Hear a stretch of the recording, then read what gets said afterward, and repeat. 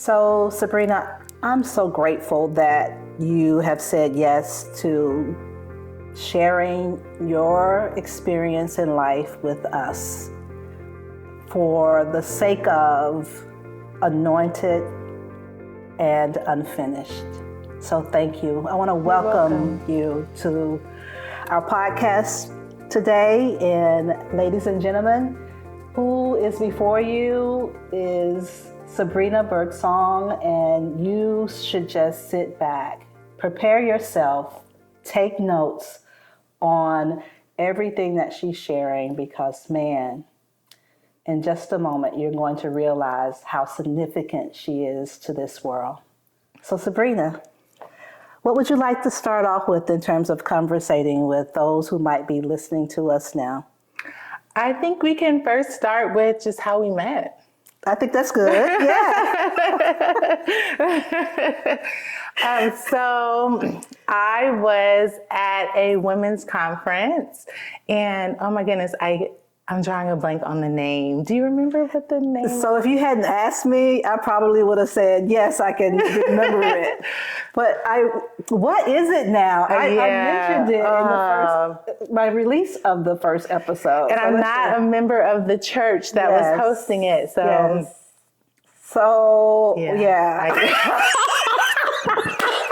I can't remember the name of that women's conference, but a family friend of mine is a member of that church, and I've known her basically my entire life. Yeah. And so she invited my family to attend the women's conference. And I'll be honest, at first I was on the fence about it because Saturdays are like my day to rest, run errands, just do what I need to do. Yeah. But my mom really encouraged me to attend.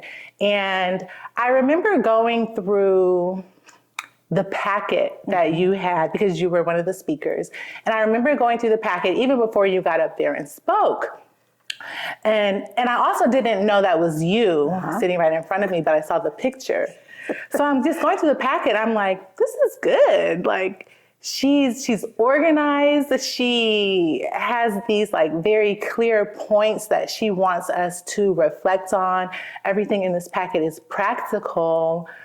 I'm looking forward to her speaking. Yeah. And then I realized that was you in front of me. Yeah. And your message was so powerful. It was so timely. I feel like I was meant to be there to hear your insights and your story, because so many of us have gone through those ups and downs of life, and it's hard to, keep the faith and know that God is still walking with you and you will eventually bounce back. And so your story just really resonated with me. And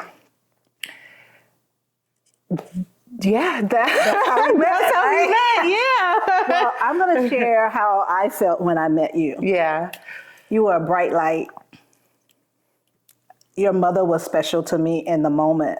But if I was to say how you made me feel, was young and vibrant and, open to new opportunities. I could see that. And so I think we all came for a reason to the conference, and I believe that we all left with something even more than what we thought we were coming from.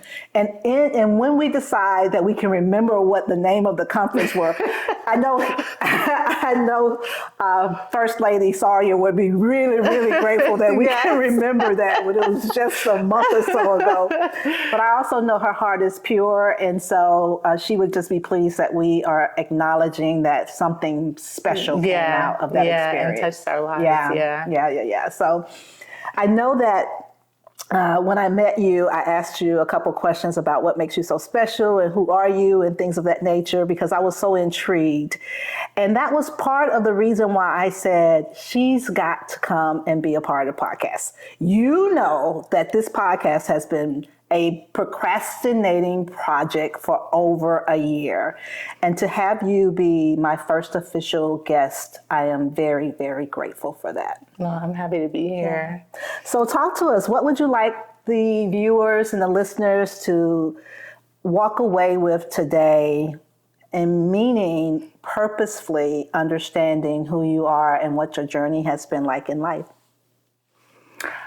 I would like them to walk away knowing that we all have a story that is worth sharing, whether it's publicly or with the people that you just encounter in your everyday lives, like your friends, family, a random person at the grocery store, and that no matter what we're going through in life, we already have a legacy of resilience and faith that we can tap into when we experience those ebbs and flows of life. And sometimes we forget that, and we need to be reminded of that. And so I hope through my story and some of the insights that I share, people can walk away knowing that their story matters and that they already have what's in here to overcome anything that they've been through. And life is going to life. That's definitely my story right now. When I tell you I never thought that my life would be where it is now, never, because I did everything right. You know what I'm saying? And so life is going to life, but in those moments, there is like newfound purpose and passion that grows from those moments. Yeah, that's why God was like, hey, you got to talk about the messy middle, because we start off in such a tremendous light. We do all the things right. We go to school, we go to college, we do all the things that our parents and family expect us to do. And even if we don't do those things, we're doing what we feel like we should be doing. And then all of a sudden, something happens, right? And it throws us off our spiritual faith in terms of what we believe might happen for us because we saw it. But it's a delay, not a denial. And oftentimes I tell people, don't be so concerned about the things that's in the messy middle, because they really define the future. And even though there are times where we just know, like, God, why is this happening to me? But he says that it's for your good. And so now tell us a little bit about, what are you saying when you say you did everything right? Well, because that part of my story comes like more so in my career. But my career setback is not the first major disruption and devastating loss that I've been through. So I'll go back to when I was 12. And I'll say that my parents did everything right at that time. And life was going as planned for us as a family who did everything right. My parents went off to college. They were the first people in their family to go to college. Both are from here, right here in Atlanta. So, they did everything right. Went to college, got great jobs, worked to build this American dream. And then in just one day, our life became a nightmare. My father was murdered by a white supremacist when I was 12, and we were sought out by this man. My father's Bri Birdsong, that's his name. We were sought out by this man because we were a successful Black family in the Chicagoland area. My dad was the head coach at one point at Northwestern University. So he was somewhat of a public figure in the Chicago area. And that bothered, that success, that Black success bothered Benjamin Smith. That was the man who murdered my father. And so he sought our family out.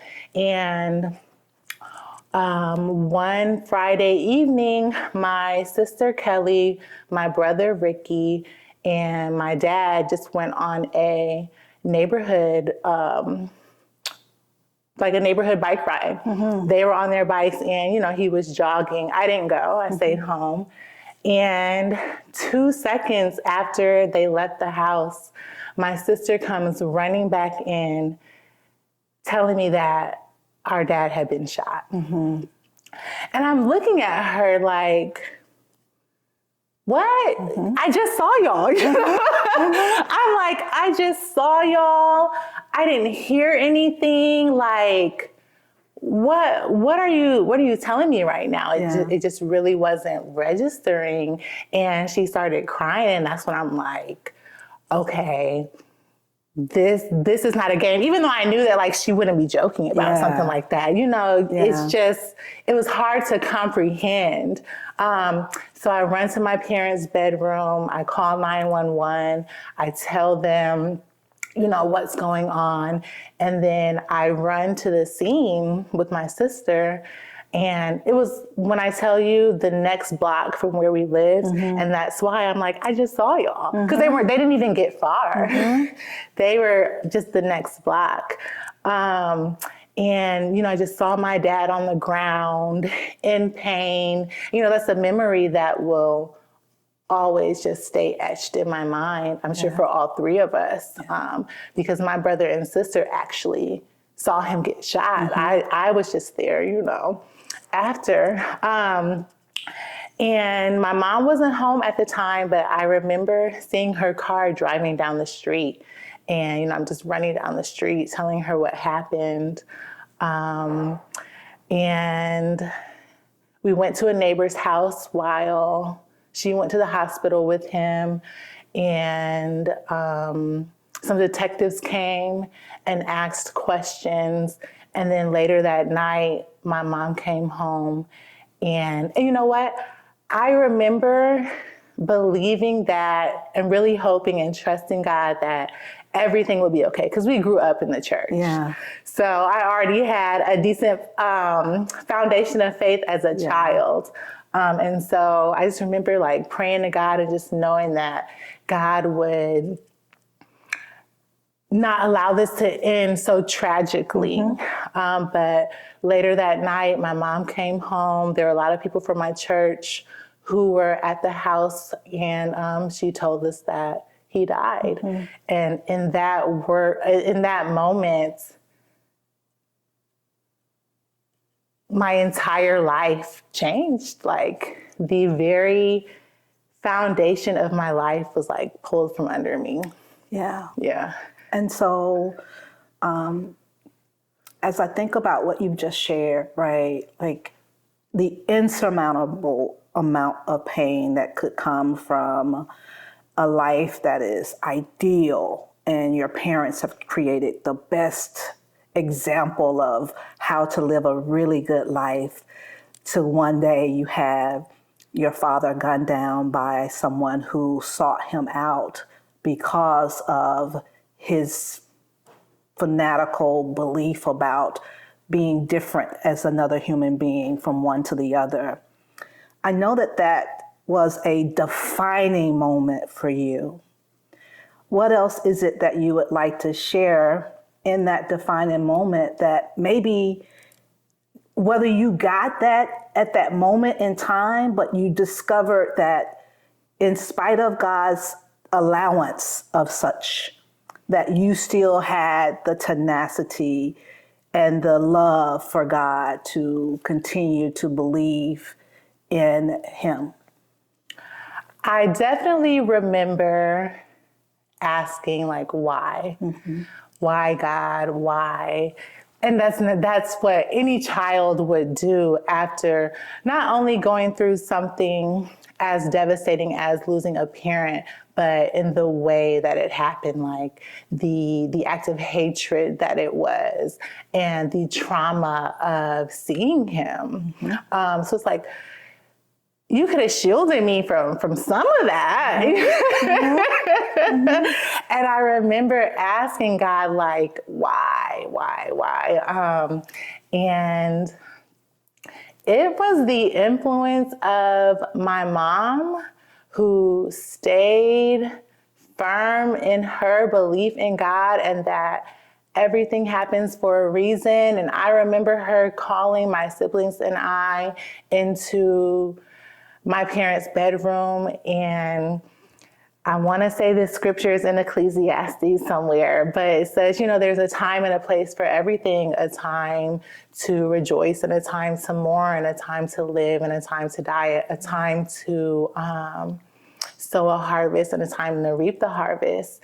And I'll always remember that because it was her way of just trying to illustrate that life has its cycles, and unfortunately, our father's time to die, was tragic and unexpected, but it's a part of life. And over time, that trauma and that pain, that grief, that questioning, and that confusion, as I got older, I was able to realize that, it was, all of that was just soil for strength and resilience and compassion and empathy and all of that to grow.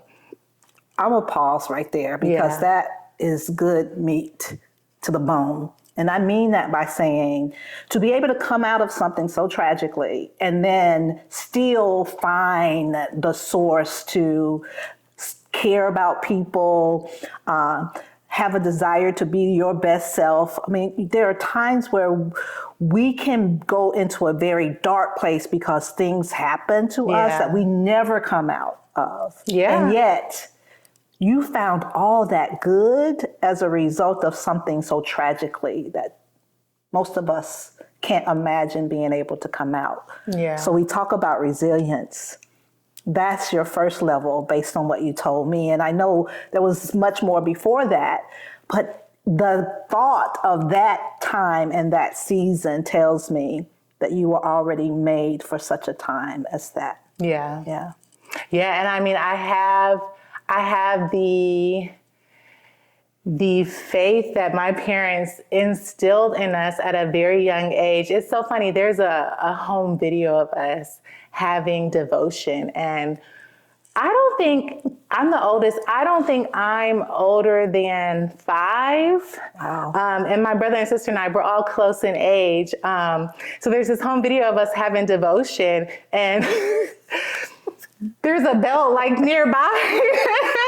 So we knew, don't act up during devotion. We take this very seriously. This is not time to play. And I know parenting has changed over the years. Slightly, maybe. I grew up on that old school parenting.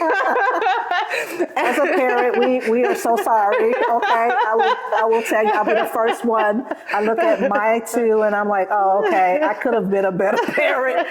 But you do, it's legacy. You do what you know that your parents have done, and it's important to break the cycle when you don't find yourself in alignment with those things, right? So it was a different time then. It was a different time then. But we all came out just fine. All 3 of us came out just fine. Yeah. And so I say all that to say that was something they took seriously. We knew that when it was time for devotion, don't play. Yeah, don't play. This is not playtime, or else there will be consequences. And so I believe that helped me get through that time in my life, that foundation of faith. My community was so supportive. My teachers and classmates and the church that I attended, they also, held that belief that all things work together for good. And, there's a Bible verse, in this world we will have trouble, but I've come to overcome the world. And so,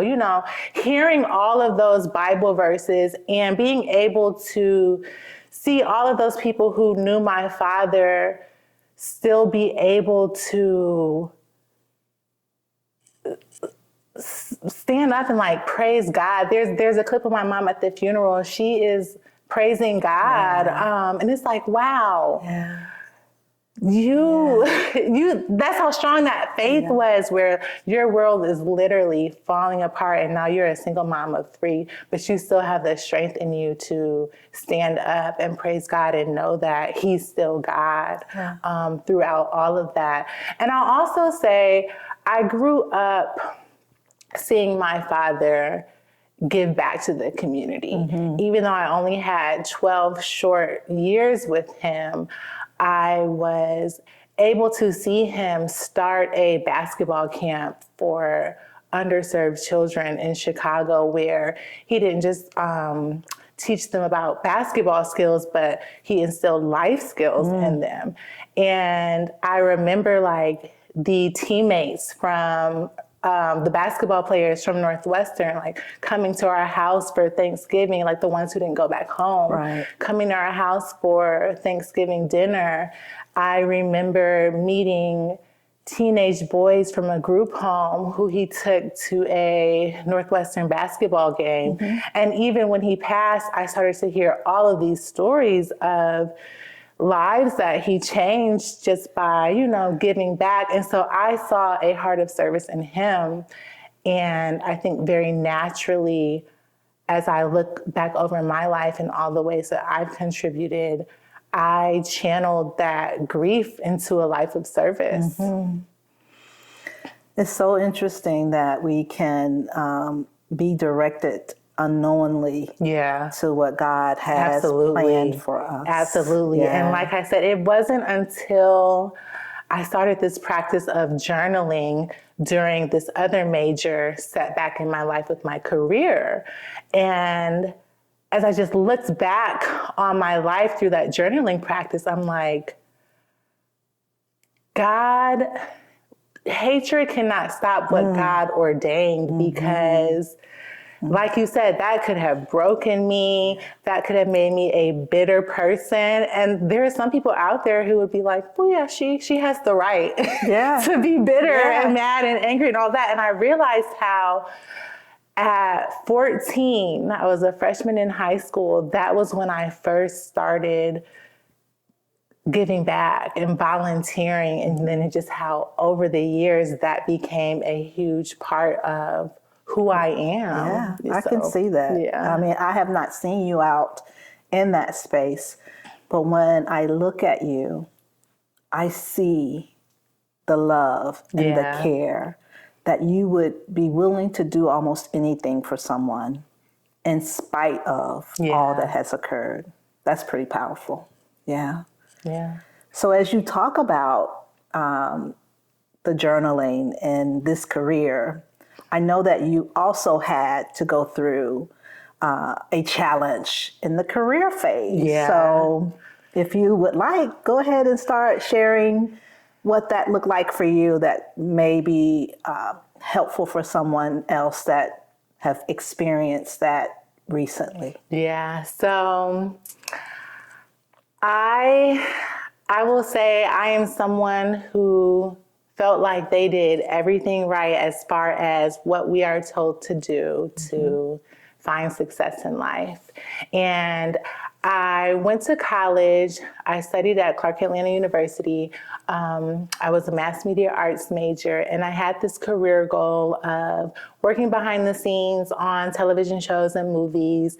And I wanted to produce, direct, write. I just wanted to be in that creative world. And I have a high school teacher, Miss Faber, to thank for that, because I actually started off wanting to be a teacher, and I was looking at colleges as an education major. I took a radio, TV, film elective in high school my senior year, and I loved it, and I changed my major. So that was the start of that journey. And when I graduated, I moved to Los Angeles at 23. I had no connections in the entertainment industry at all. I had no safety net out there. I didn't know anyone except a couple people who also went to college with me who were out there wanting to pursue that same goal. And a friend from, or I wouldn't even say from high school because we knew each other prior to high school, a friend from my hometown who was out there pursuing a singing career. So I'm just out there 23 figuring it out. But I did big world. In a big world out there. And trying to break into one of the most competitive industries out there. And did you? I did. I did. And I think about how, like we say, they tell us to do everything right. So take risks, believe in yourself, know that you can do it, follow your dreams, all of that. And so I'm like, yeah, that's what I'm going to do. And so that's what I did. Yeah. There were a lot of naysayers. There were people who told me that LA was too competitive. There were people who told me that I needed to know someone to break into that industry. There are people who told me that because I went to a HBCU, I wouldn't be able to compete. Wow. Oh, yeah. And what does that really say?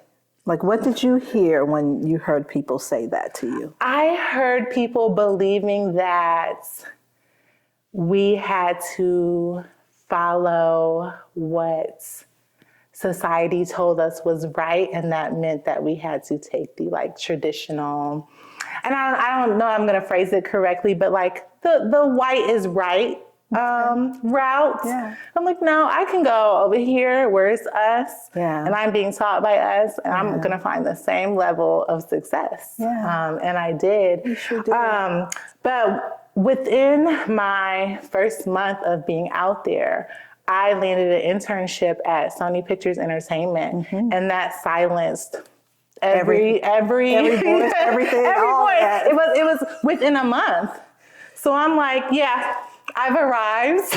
And it's up from here. I'm taken away from this is like, you have to have the courage, number one, and you don't necessarily have to listen to what the world is saying to you, because you don't divinely get the access through other people. You get it from the highest power whatsoever. And I don't care what people say, man, you can have no access to anything, and God would open every door for you. I did not know anyone. Yeah. I took a chance, and I knew that if I just got out there, I could get into the doors. And so, yes, and I knew that was nothing but God. I'm like, thank you, God, because I haven't even been here a month. And I'm on the Sony Pictures lot scanning my badge. Like, I have access. Access. And so it was up from there. And so from there, I landed an internship at VH1, and I'm just continuing to, network, build my resume, and then I landed my first. I was also working behind the scenes on music videos and commercials as a set PA. What? So I'm just out there grinding, and I landed my first office PA gig on CSI. And all of this is me applying online. Wait. Is that the one with LL Cool J? No, he was on NCIS. Okay. Similar shows. They were our competition, them and Criminal Minds. I was going to jump in. I was like, if it was LL, I was jumping all the way in. I had a lot of questions. But okay, so I digress. CSI was Ted Danson. Oh my God, this has been over 10 years ago, but Ted Danson was the lead, and like Lawrence Fishburne. So I landed my first gig on an actual production, because prior to that, I had been at studios and networks. And so I landed my first gig on an actual production, and it was CSI, one of the most popular television shows. And all of this is just me applying online. Wow. Applying online and interviewing well, and doors are opening. And so LA was a classroom for me, and it was a proving ground for me, because like I said, I went out there with not a single connection, and so I had to figure it out, and I had to learn. And it was like courage and resilience, being resourceful, networking, taking chances, and that worked for me. And to this day, that was nothing but God, because right when I got out there, everything happened. Yeah. So I'd like for you to just take a look at the person that you don't get to see today, but they will see you, and share with them any words of encouragement when it comes down to courage, never letting go of the dream that they have been instilled with. Anything that you'd like to say to them, take a moment and just look at them and say, hey, this is the message I have for you. I accomplished what a lot of people told me I would not be able to do. And so I would say it starts with an unshakable belief in yourself and knowing that if something has been put on your heart and if you wholeheartedly believe that it aligns with what God has for you at that time in your life, you just have to, without a doubt, know that you are capable of achieving whatever it is you want to achieve. And take that chance, take a risk, and just go for it, because I knew that if I never went to LA and took that chance, I literally would always wonder, what if? Yeah. What could I have been able to do? Yeah. And so I look back on my life, even now, as I navigate this career change, as the industry is changing, which we'll get into, I have no regrets, because I proved that I could do something that I always wanted to do. So have a strong belief in yourself, create a solid plan. I went out there with a plan of networking. I had people that I knew I needed to just somehow, if I got their email address, I could make things happen. And like I said, that was working for me. I was sending cold emails and it was working for me. So have a game plan together and execute, and don't give up. And you have to be the type of person who knows how to ignore the haters and the doubters. And we hear this so much, they won't understand. They don't understand your vision. And there's so many phrases that I see on social media that I can't think of right now, but it's real. It is so real. They don't see what God has put in you to accomplish. So you really have to ignore them. And some of them will be your friends. We all know that. Some of them will be your friends, and you have to know how to ignore all of it and focus on what you feel called to do, and just believe that you can do it. And admittedly so, like, most people are afraid for you. A lot of times people believe that people are jealous of you, but your true friends are afraid of you being hurt, not succeeding. And so it comes out as if you shouldn't do it. Not that they don't believe in you, the individual that's really ready to go out and do the things that you really want to do. It's that they are protecting you. It's a sense of protection that feels in the moment that is something else.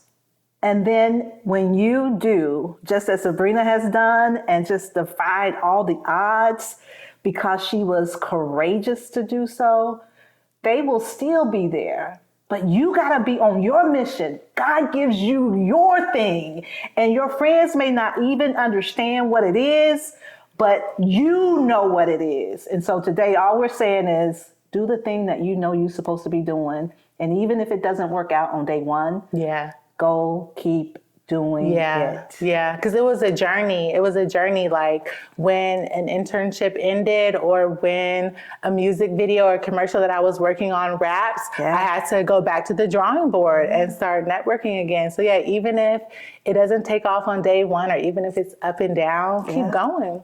Keep going. We stop too soon most times. Just before the blessing starts to break, we're like giving up. And so your words today, I believe, will be the encouragement for them to just keep moving forward.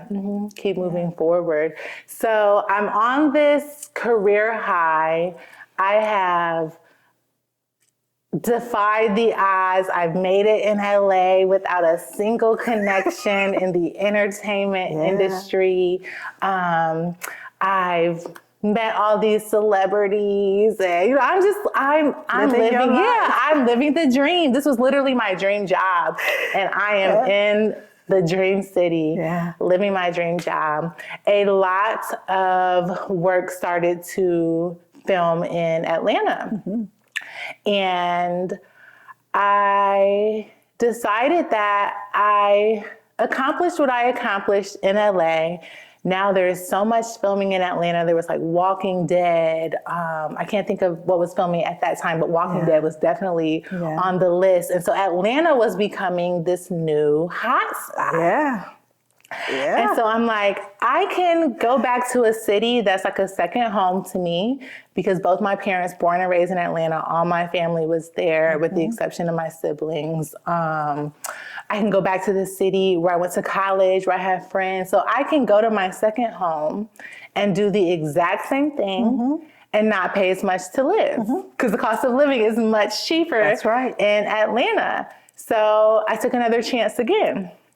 This time, I had some LA connections who could connect me to people in Atlanta. And so building relationships is really important, and maintaining relationships, because people will help you along the way. And so my LA, people that I worked with in LA connected me to people who were working in Atlanta. And 2 months after I got to Atlanta, I'm working on Drumline 2. And then again, it was just up from there. I'm already in the Atlanta industry. I'm in the Atlanta industry 2 months after being there. And again, it was only up from there. Chance. It's all I'm hearing in my head. Like, take the chance. Bet on yourself. Yes. And at that point, I had already proven that I can do what I said I was going to do, and that I can do what, people told me I couldn't. So I already had the confidence to know, if I built this career in LA, which is a lot more competitive than Atlanta, I can do the same thing. In Atlanta, I had this unshakable belief in myself. And that's why I say that LA was a proving ground, because I legit felt like there wasn't anything I could accomplish. It's like, I'm coming to LA, and nothing is going to stop me, because I just did all of this. I just did this. Yes. And so seriously, that's why it's so important to step out of your comfort zone, because once you see what can be done, you're like, oh, I got this. Like there's nothing I can't do. It's such a real feeling. I'm not over exaggerating. You literally feel like there's nothing you can't do. And so, the doors in Atlanta just started opening for me. I started getting promoted. I'm working on, let's see, what are some ones that were popular? Atlanta, the television show Atlanta with Donald Glover and Lakeith Stanfield. I'm working on Lovecraft Country. They clone Tyrone. Listen, I'm on these major projects and I'm being promoted, so I'm getting to the money. So I have this 6-figure salary now, this dream career. And I will say this, when I started to move up in the industry, that excitement did wear off, because I'm like, oh, okay, I got this. Okay. So now I'm just in it. Would you say that's a sense of ego or just confidence? What or was it a mix of both at some time? No, it was just confidence. Okay, it was confidence. Excellent. Yeah. Because I always was humble enough to know that it was me and God. None of it was just me. But that's good to get the check of people who then go above God. Yeah. That's ego, right? Yeah. Like, oh, I did this. Yeah, I did. But I'm hearing you say, all of this was he and I. That was the faith without works is dead. So, I was doing the work and having faith, and God and I were working together. All right, that's good. So no, it was never ego. It was just this confidence that if I did my part, God was going to do his part. Yeah. And that was literally the story of my career. And so everything's going as planned. Even though the industry is very tough, and as I continued to move up, it became a lot more stressful and demanding because I had these new responsibilities. Yeah. But life was just still going as planned.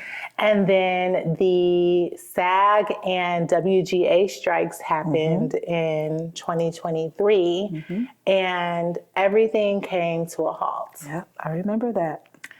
And at first, I'm like, okay, this will be a nice break from work. It was the summer. I remember WGA started striking in May, and SAG was in July, so it's the summertime. Yeah. I had my emergency fund. So I also want to say, save your money. Once you start making your money, always save your money.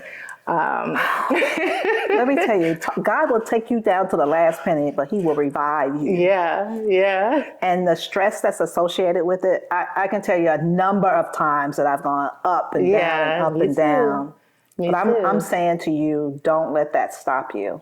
Like, I have had times where people just sold into me unknowingly, and I was like at the bottom edge of the barrel. I mean, a quarter, $1, a lot of anxiety, and yet there was still this abundance of faith that God was going to provide everything that was required. So I had been disciplined in my finances where, every check I'm just saving money. And I followed the Dave Ramsey baby steps. So I'm like, I did my Dave Ramsey plan. I'm good. I can withstand this strike because I have this solid emergency fund. So I'm just living life that summer. I'm at the Beyonce Renaissance tour. I'm traveling, visiting friends. I'm just doing what I want. But as the months went on, and we got into like October, November, I'm like, okay. Because now the savings is sliding away. It's paying fast. I'm like, we should have bounced back I should be back at work at this point. And that was rough because none of us thought that the strikes would go on for that long and that things wouldn't bounce back as we anticipated. So I was down to my last $1,000 in my savings account. And this is how I know that this is just God. It's God. I have no other way to explain it. So I'm down to my last $100, and I don't want to burden anyone else because I also knew that I had been outside, and it's like, well, you shouldn't have been out. You know what I mean? We saw you on the first row. No, literally. I was literally in Club Renaissance. I was like, you should, you were reckless with that spending because you thought the strikes was going to be. And so I really didn't want to burden my people or anything like that. And so I remember writing a prayer in my prayer journal. And I'm like, God, you see where this bank account is at this point. None of us anticipated that things would prolong in the way that they did. I really need to land a project, something. It doesn't matter whoever needs something, whatever department, production, accounting, because at that point I had also worked in the accounting department in the television and film industry. So I'm like, production, accounting, whatever it is, I just need something to rebuild. I kid you not, 4 hours later, I get an email from a coordinator that I worked with, and she's like, I'm about to start this 6-month Amazon Prime series. Do you want to do it?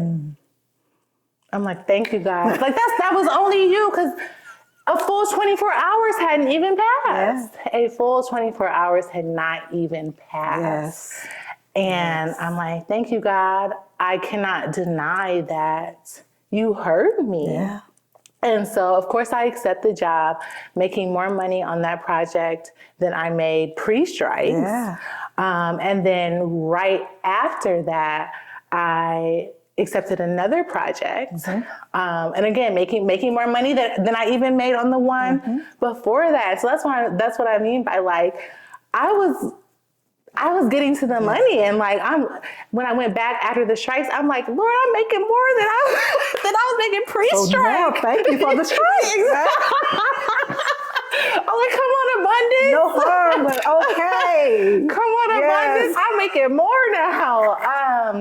And I was able to rebuild that emergency fund. And so I really felt like I was stable again, because that was 8 months from January of 2024 to August of 2024. I'm back to living my normal lifestyle. Then when I finished that project in August, I'm in London, I'm in Paris. You know what I'm saying? Like, I'm back to Didn't miss a beat. Living my life. Yeah. And then I went on a missions trip with my church, Elizabeth Baptist Church, to Nairobi, Kenya. And I came back from Kenya. We came back the beginning of November. And I had an opportunity to work on a movie that would start in December. So again, I'm like, thank you, God. Doors are still opening up for me. I did the most in London and Paris, and now I can I can recoup. Look, we used to say what, right? Because that was like, I spent some money, so let me get my money back. Okay, I'm like, let me rebuild. And so I interviewed for that movie, and my resume was so solid. I had such strong references, and people spoke so highly of me that I just knew I was going to get it. Yeah. And then she sends me an email like, we're moving forward with someone else. And I'm like, okay. Something else is coming. About a month later, we're in, I can't remember if this was still in December or in the beginning of January, but I want to say it was in December based on where I was emotionally in January. Got it. So someone else reaches out to me for a movie, and I just knew I was going to get that one too, because I had a relationship with her. I was referred to her by people that I worked with on Lovecraft Country. So I'm like, oh yeah, I'm in there. Door closes. So now I'm like, God, I just came back from Africa, like doing your work, giving back to the children. And now, like, all of these doors are closing. That was literally my thought. Like, I was just doing what you told me, what you led me to do in Africa. And now my life here in America, now that I'm back in America trying to get back to my life and my career, is not going the way I feel it should. That's very poignant, the way you feel that it should. Did you feel as if, what did you feel actually? I felt disappointed, because 2024 had been this comeback year. And I had gone on this missions trip where I'm pouring into children living in the slums, where, just giving back to people in the community. So again, I'm like, I'm doing everything right. How come, why is this happening? So did you feel like maybe it was punishment of some sort, or was it? I didn't feel like it was punishment. Different. I didn't feel like it was punishment. But I was just confused. Yeah, I just felt confused, because normally these doors just swing open. Yeah. And so, like I said, I just felt like I had been doing everything right.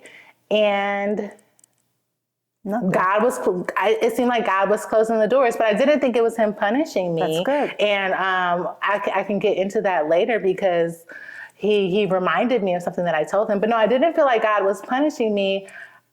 I just didn't know what was happening. I literally did not know what was happening. And that's the thing where it's like, you have your plan and you're like, God, I feel like I'm doing what you've called me to do.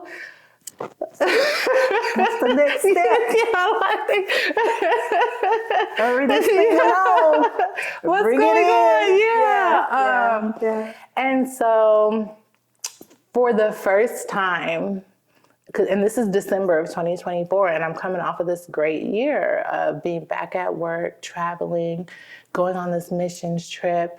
And for the very first time, I did not feel any excitement about going into a new year. There was no new year, new me, 2025 is my year. These are my goals. None of that. There was just this like hollow feeling where all of that used to live, like all of that anticipation and excitement and optimism, like there was none of that. And I knew that I couldn't go into the year starting off with that in feeling. that slump. Yeah. Especially as someone who had already walked through so much, who believes in God and who knew that God wasn't punishing me. Yeah. So I'm like, I gotta pull myself out of this, because this is just that time in life where, you know, things don't go as planned and it ebbs and flows. And so I refuse to go into the new year with that mindset. And so I read this book, I reread it. I reread this book right here, Awaken the Giant Within. I read it 2 years ago when I was navigating a departmental shift at work. But I read it in December of I started reading it in December of 2024 because I felt like I needed to reintroduce myself to myself. And that's why it's like awaken the giant within. It's like I knew the giant was in there because I had already done so much and overcame so much, and some career instability was nothing compared to, you know, what I had already been through. You know what I'm saying? And so I'm like, let me read this book again. So I'm like, let me remind myself who I am. And so this book really helped me take control of my life again. And I started to shake some of those. Oh, and I'll say this, as I was reaching out to everyone in my network, and I knew this trend was starting where studios were taking things overseas to Europe and Canada. So all these American-based projects were now being filmed out the country. I remember that. And as I was just talking to different people in my network, and these are veterans, they're like, it's not looking good. You're young enough, you should consider a pivot if you don't want to be out here looking crazy. You know? The wisdom that they gave. It's like, you know, we've never seen anything like this. Yeah, so no, seriously. You might want to go and so into a different direction. Yeah, they're like, you're young enough where you can pivot. And it's not looking promising anytime soon. And that boom that we had ever since, you know, things started filming in Georgia, and there was just stuff filming here left and right. It's just that those days are gone. And studios don't foresee bringing that volume of work back to Atlanta and even the US, you know, for some time. So that was when I'm like, okay, I'm going to listen to this advice you're giving me, because you didn't have to tell me. And so I'm like, I have to pivot. And I didn't even know what to pivot to, because entertainment was all I knew. It was all I wanted to do. It was my major. And so that's why I'm like, I have to reintroduce myself to myself and remind myself that I can do this. And this book really gave me a lot of mindset shifts that I didn't even know I needed. And so what was one that really comes to mind for those who may have never read the book? What was one thing that truly connected with you to take a specific action on?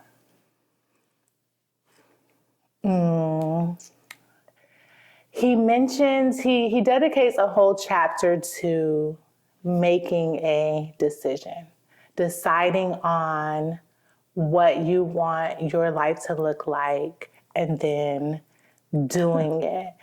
And I realized that I hadn't been making a decision. I had just been like wallowing in the disappointment and being upset at Hollywood and the studios. Like, Americans put so much work into these projects, and now y'all are going to Europe and Canada. And so I'm a crybaby, so hold on. Wait a minute.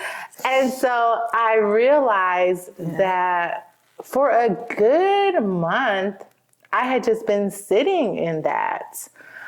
And that chapter helped me realize that I needed to decide to regain control. Who you're mad at, really, like, the enemy here, and I don't mean enemy in a spiritual sense, but it can be taken that way, but I just mean enemy in what was holding me back. The enemy, it was not Hollywood and the studios going overseas. The enemy was me just not doing anything, me just wanting to sit in that victim mentality. It's like, no, that's what's really holding you back. It's me. I'm me. And so that, and I think that's why he starts the book off with those insights, because you do have to sit with the fact that, life is happening and what you're going through is real, but it's also you who is just deciding to stay right here. And point at everything else. And we call that victimhood in such a way, right? Like, we can be accountable or we can live in a space of victimhood. And so sometimes victimhood is more comfortable because, well, we desire so much, but then sometimes we just intuitively don't desire. And so we do have to have that mental shift to put us back on track. And that was the game changer. And so this book right here, it's long, but it's good. it's good. Every single chapter gives you insights and practical tools that can literally give you the impetus you need to get back on track. And so I went into 2025 knowing that I needed to make this career pivot, but I also went into 2025 deciding that I was going to create stability in my life regardless of what was going on out there. Because those external factors, I can't control. I can't control the job market. I can't control what the studios are doing. I gotta create some stability in my life. And so that was when I read this book right here, Atomic Habits. And I started creating identity-based habits where, again, regardless of what's going on in the outside world, in my career, in my finances, in this career pivot that I'm doing at an awful time right now, the job market.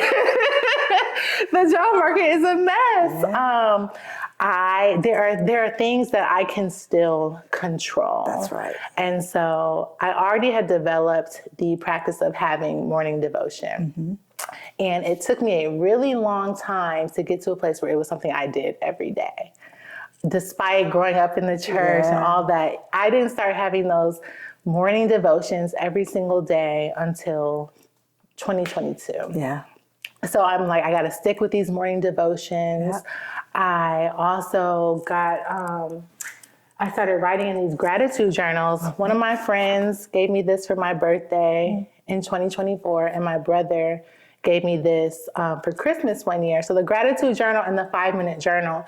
And they have prompts where you have to write down 3 things you're grateful for, the 3 things that would make the day great. A daily affirmation, 3 acts of kindness, 3 things that you'll remember about the day. What did I learn today? What was the other one? How could I have made the day better? So I'm like, okay, on top of my devotion, I now need to incorporate this gratitude journal because I don't know what's going on in my life, so I got to start finding. I gotta work on, listen, and I got to work on not being emotional in spaces all the time. But I'm weeping full of gratitude of what God does to help us get through certain things, and just the practice that you have been steadfast in, because you knew that it had to be you be accountable for you. Yeah. And in that, sometimes, we have to find the words, and we have to get into rhythm of accepting what is available to us, instead of like staying in bed. This may be just me. Staying in bed with my head covered up. Yeah. That when we do good for other people, then it automatically comes back. And so how do you fill your own cup up when no one's there to fill your cup? Yeah, how do you fill your own cup up? And so it's so good that you say that, because that's literally what I started doing. I read this January of 2025. I went into the new year like, what habits can I develop that fill my cup up, that give me this like inner sense of peace and stability regardless of what's going on in my life? And so I started this habit of this gratitude journal and the 5-minute journal, and starting my day off with intention. Yeah.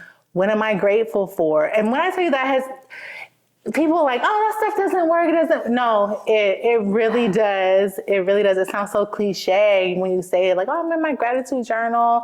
But it really works. And I started to be consistent with a hair care routine, a skin care routine, a body care routine. And I'm like, what do I already have? Because I don't have any extra money right now to go out and buy anything.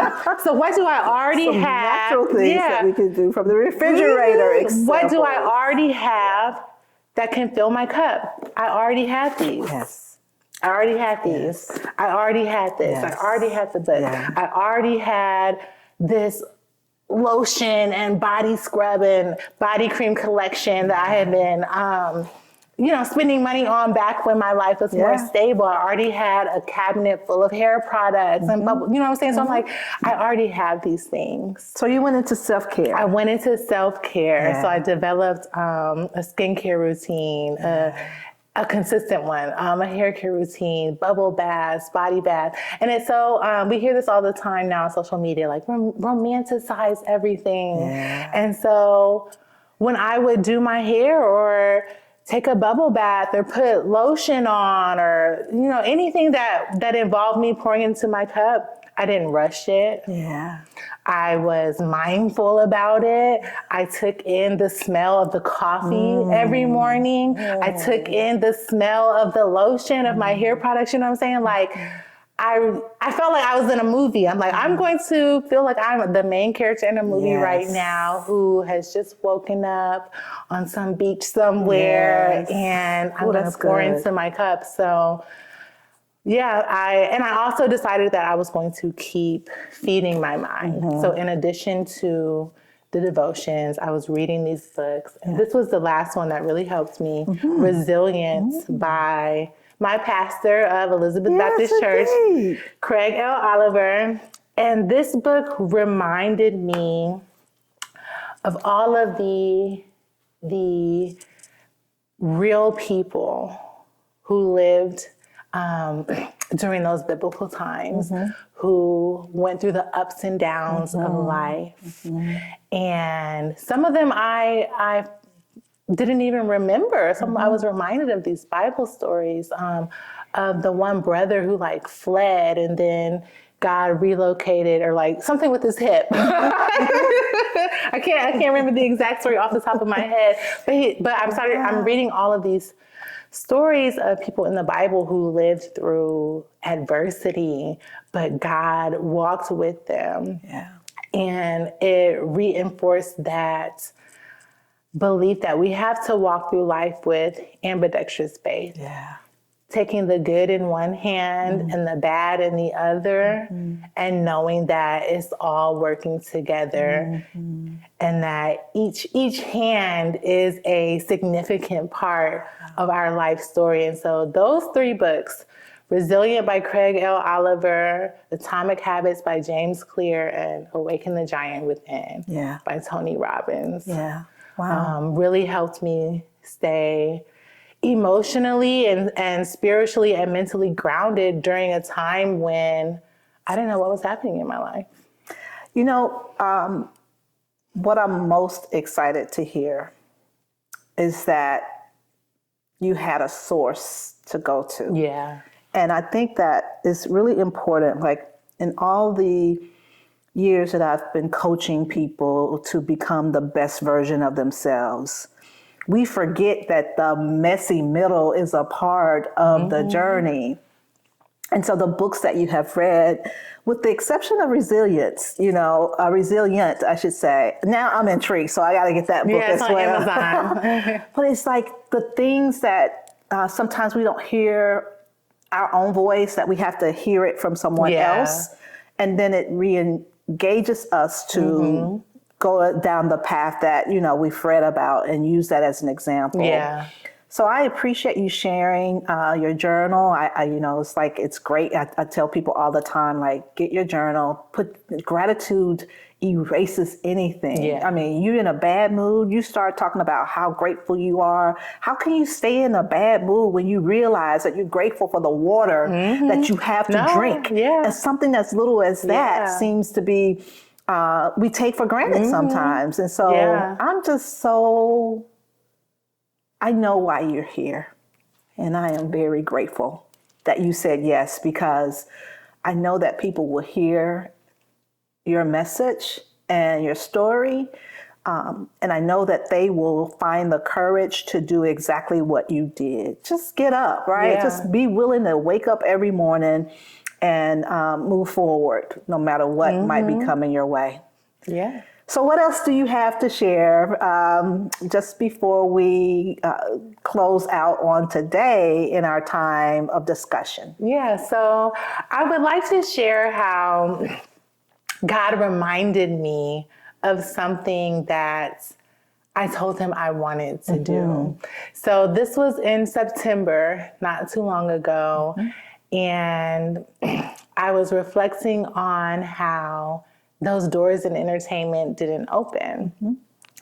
And I'm just like, God, and I think that's why that mental and emotional work and those daily practices of gratitude matter, because you still find those moments where you're questioning everything. And so it has to be a daily practice. Very much. Because the day can be so great and tomorrow, like, I'm back in the bed. Yeah, exactly. Exactly. It's like, help me. Yeah. And so that's why it has to be a daily practice. So again, I found myself back in that mindset of like, God, why? Why did you open those doors? And God reminded me of something I told a coworker back in 2022. And I told this coworker, his name was Pip, that when I reached 20 productions in the entertainment industry, I wanted to launch a YouTube channel, just sharing my story. And, just my story of inspiration, of hope, of overcoming life's tragedies, of resilience, of believing in yourself, because so many people have told me, like, your life is so inspiring. You've walked through so much and you don't look like anything you've been through. And so I told him, I'm like, when I hit the 20th production, I'm going to launch a YouTube channel. So God brought that back to my memory. And I start counting. I'm okay. CSI, Drumline 2, Finding Carter. I'm just going down the list of all the productions that I worked on. And I realized I hit 20. I was at 20. And I know God was up there like, you said 20. Girl, go, move, because you at 20. And this is what you said. And this is what you said, And so I really felt like God was like, you said 20. I didn't say 20. You said 20. You said when you hit that 20th production, you were going to start your YouTube channel. You've arrived at that 20th production. The last one that I worked on was number 20. So he's like, you mad about not getting 21 and 22 exactly and 23. You said you wanted to be, so let's keep moving. Exactly. Oh my God. And so I had that moment where I'm like, thank you for reminding me, God, because Yeah. And so I saw now, and I changed my perspective about those closed doors because I'm like, now those closed doors were like guardrails. Yeah. Yeah. From going back to that comfort zone or going back to what I was used to when God was like, no, you said when you hit 20, you were going to start using your voice to inspire people. So get to work. Let's do it. You've arrived. That chapter has closed. And who knows, it may reopen years down the line, but right now, that chapter has closed and it's time to do what you said you're going to do. And so that was when I knew that it was time for me to start working on my YouTube channel. So that's what's next for me. I am going to do what I said I was going to do in 2022 when I hit 20 productions, which was to launch a YouTube channel. So it's called Bri Elevated. Okay. I don't have any videos up right now, but it's soon, right? I mean, you're there. You know what we do on trailers, right? Coming soon. It's coming soon. Yes. And I will, a lot of the things we talked about here on this podcast, I will just share and go into much more depth about that inner work that I did. If anyone is interested in what it's like to work in entertainment, I'll be sharing some of those stories. So that's what's next for me. That is what I feel God has called me to do in the messy middle. And I do remember one of the Bible verses that kept coming up at that conference was the one in Esther, where you were made for such a time as this. And that was a Bible verse that they referenced at the women's conference at my church. And so I just kept hearing this same theme and the same Bible verse. And so even when life feels uncertain, none of it is wasted. And sometimes we feel like when things aren't going as planned, that there's no purpose in our life and that we're just stuck. But like I said, none of it is wasted. And God is using it. So, Well, I would like to thank you for sharing your story. I would like to thank you for your courageousness. And I know that in just a short time that I've gotten to know you, and your mom, and your sister, I believe that family matters far greater than anything in life. And I am just so excited to have you as a part of my family, your family be a part of my family. And I'm here to support you in any way that I can. So as you start to start your video on YouTube, and you are likely going to create this environment of podcasts too, because a lot of people are doing video and podcasting combined together. And anything that I can do to assist you, I certainly will do that for you. Thank you. I appreciate that. Thank you for being here. Of course. Thank you for being a part of Anointed and Unfinished. That just tells us that we have to keep moving forward. Today may look one way and tomorrow may be something else, but the travel is still required. So one step at a time. All you have to do is just keep moving. We pray that you have read or heard something that we have said today. We pray that you have heard something that will impact you in such a way that you will find the courage to start moving again. Thank you.